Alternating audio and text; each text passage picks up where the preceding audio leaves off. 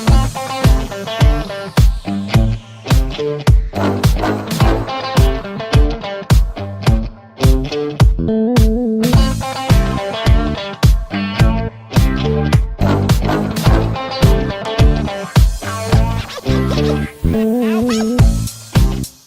evening, everybody. Welcome to Between the Covers. My name is Bradley Shaw, and tonight I'm talking to author Luke Styles, who has written a fantastic book called Hand in Hand. Good evening, Luke. How are you? Fantastic, Bradley. How are you? And hello, everyone. Well, very good, thank you. And tell everyone watching the Hand in Hand. What is this book about? What are we going to expect in this wonderful story? Well, this little book it's about a boy who he has some difficulties at home and at school, and he embarks on this beautiful journey into a bushland, and he has to summon up his courage and enter a section of the bushland where he thinks he's always been frightened of, and eventually he goes on a little journey and he goes through and he has a breakthrough. Fantastic. Fantastic. So what was the inspiration for you to write such a story? Now you're talking indigenous, the boy is in the bush and he meets an indigenous boy in the bush. So there's a tribal element. What made you think of creating this bridge, of creating this story? Well, it's funny you asked that. The genesis of the actual story started probably about, I had an idea about probably 2 years ago, but it was more or less for a short film. Yeah. And it just sat in my mind, and I keep a little book where I just write down little ideas. And it was actually the Black Lives Matter movement was the actual impetus behind the book. Yeah. And I remember I was sitting down, we were in lockdown, and I was writing poetry and stuff. And that idea just had come up, and I said, you know what? I got this idea. And then I just started writing, and I saw a black cockatoo, and then one thing led to another, and it just evolved. Awesome. Yeah. So did you have to do much research? I mean, it's a children's book, I understand, but did you still want to be authentic to the culture, to the bush? Yeah, 100%. Yeah, I did a bit of research on the black cockatoos. Mm-hmm. I found that there's a spiritual essence in those birds.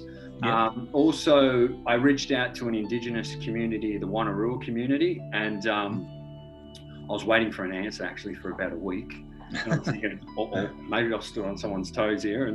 But no, they actually replied. They actually loved the story, and they said, look, it aligns with our values and stuff. Mm-hmm. And we'll congruent. It was a really good relationship we've built. Awesome. And and one thing led to another, and they contributed their language. So, but I did. That's another story where I went into.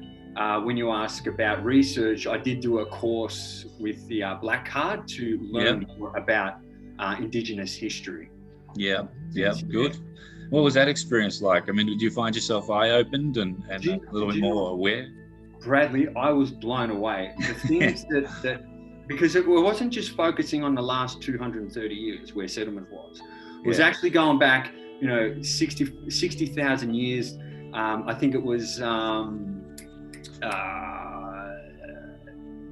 Almond Land Almond Land was they found a cave in there. Then it was 40,000 years was the first engravings. I didn't even know we had an ice age 25,000 years ago. And all those indigenous communities, 200 different languages, they came in because there's different languages with the indigenous culture. And they all settled in the centre of Australia because that was the only place where it was warm. Yeah. And as you got this ice age happening around Australia, and I had no idea about all this stuff. A lot of people don't. And that was very. It was sort of opened my eye up about in culture.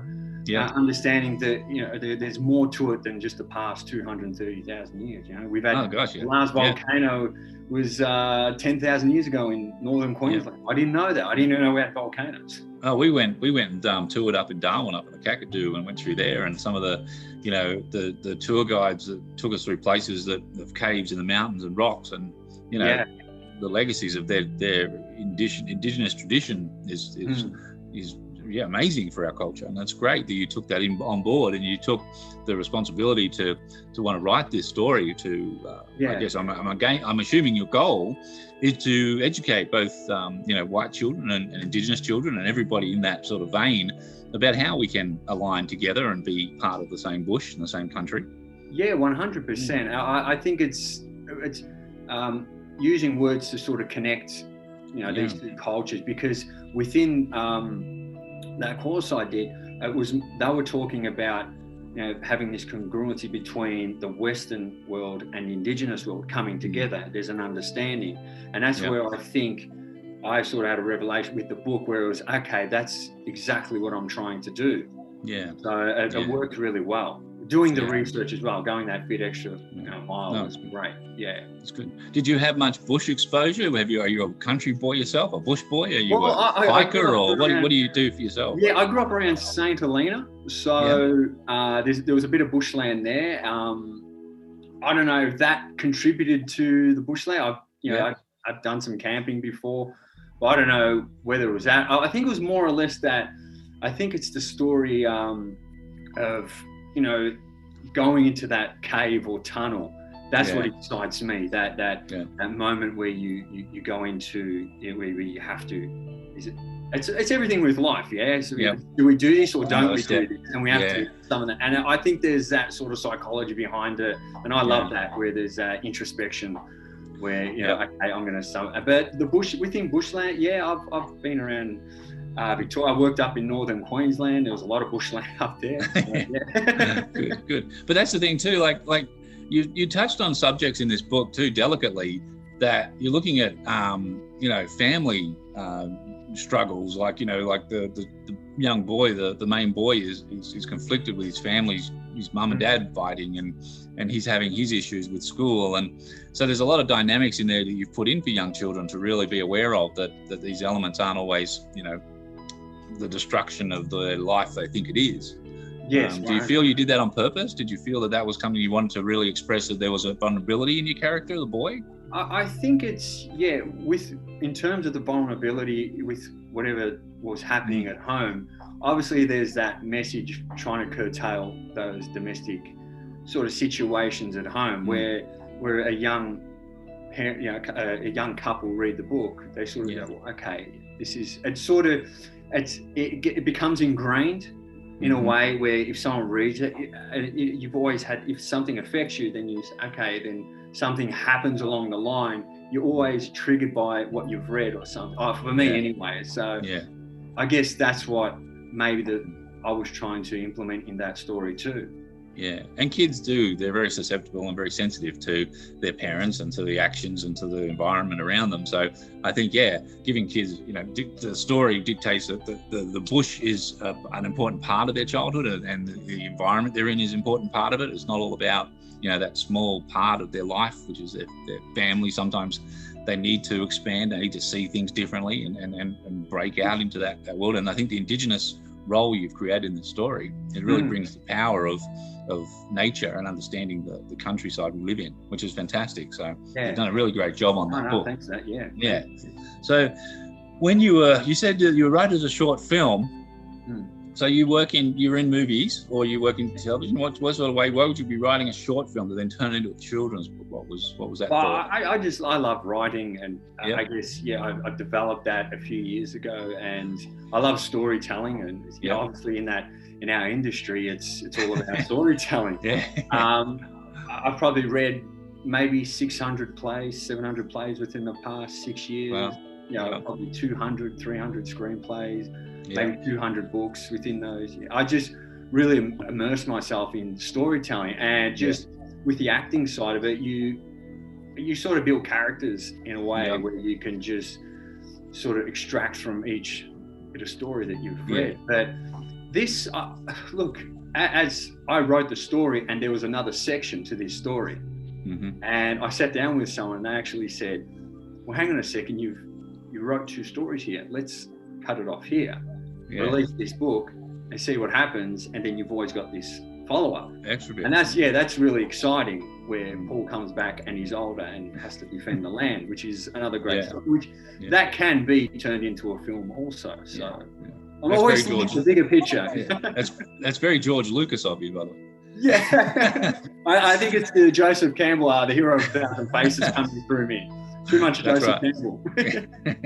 That's good. So when you sat down to think, okay, I'm going to turn this into a book, what were your thoughts on visualizing and creating and the goal of that? Because obviously, were you thinking of publication? Were you thinking of the best way to get this out there? What was your steps in the process for you? Well, it was because I was sitting there just ruminating on what can I contribute to this situation where it was the black light, and it was actually really chaos. It was chaos, and I was really moved by it. Yeah. And with the demonstrations and everything, and I just had this feeling of I wanted to contribute somehow in a good way and I thought, what's the best way to get this message across? And it's obviously, I was through children. I thought maybe I'll turn this into a children's book. It popped into my head. And well, it's a good place.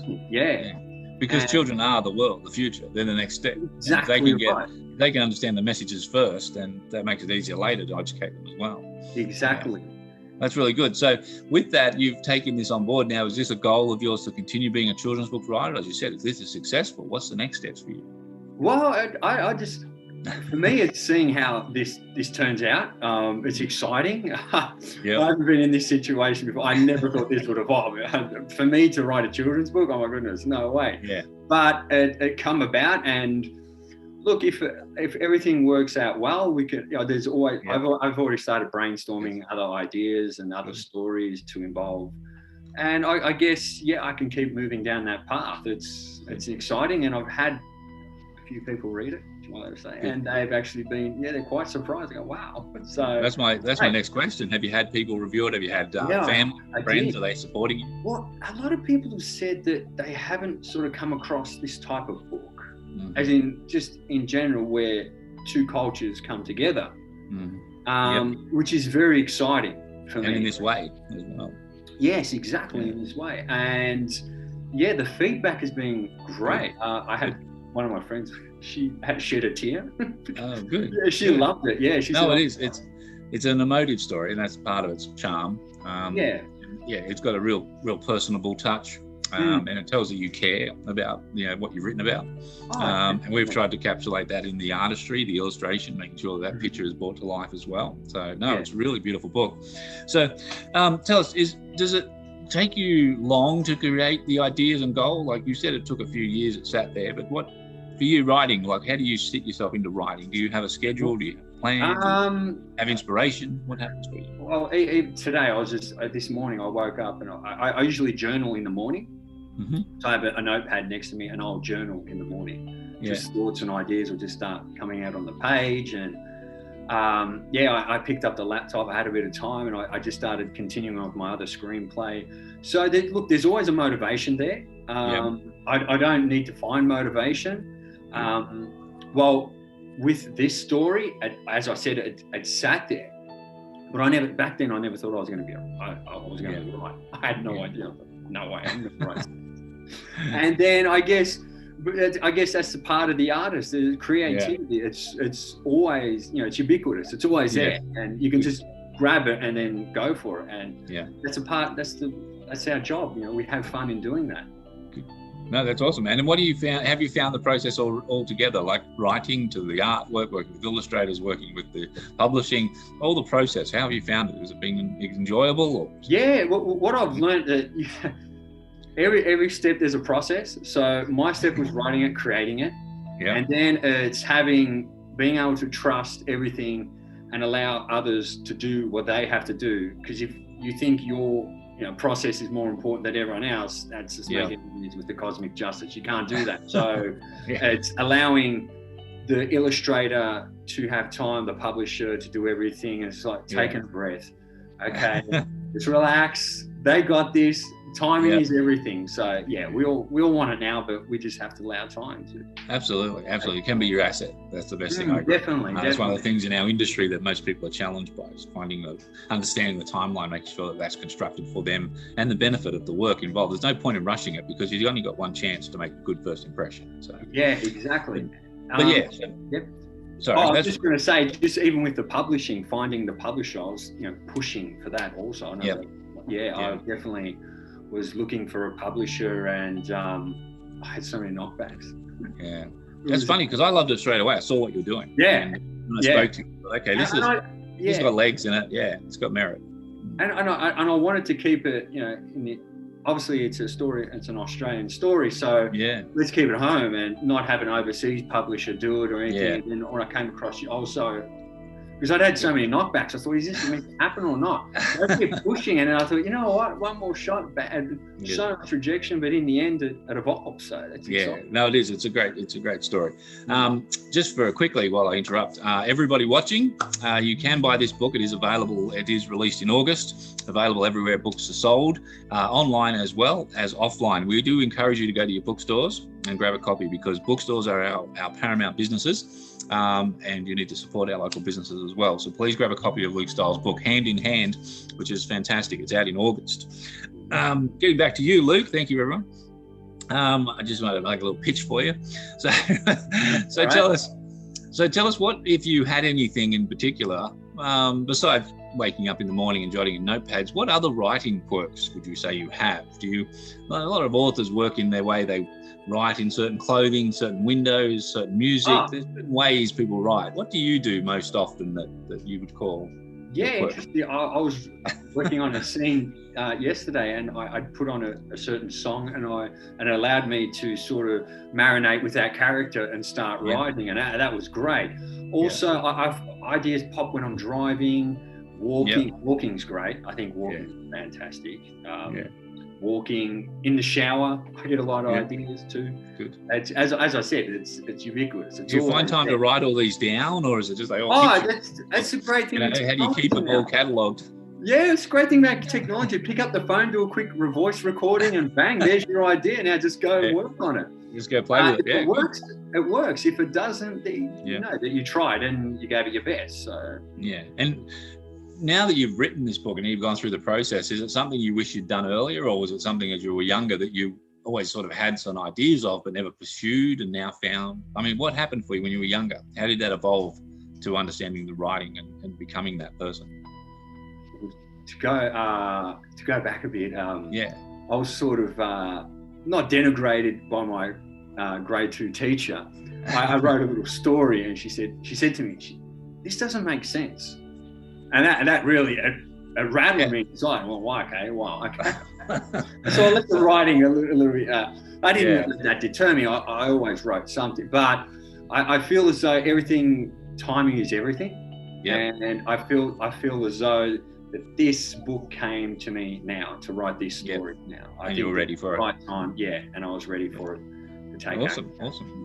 Well, what would you say? What would you hope the readers get out of it as they're watching? What do you want them to experience when they buy your book? What is it Well, I guess it's an understanding of culture, storytelling, that we can always be open to speak up in probably difficult times, I guess. It's understanding that we all have these blockages in life where, we stop ourselves through fear.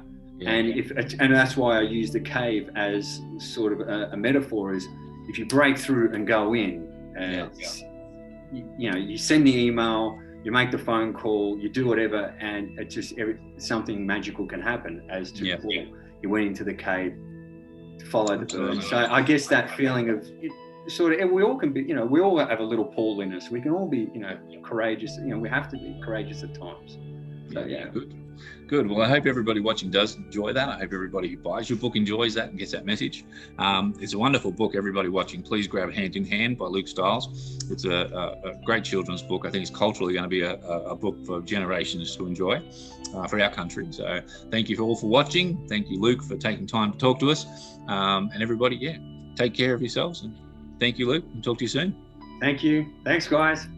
See you everyone. Bye.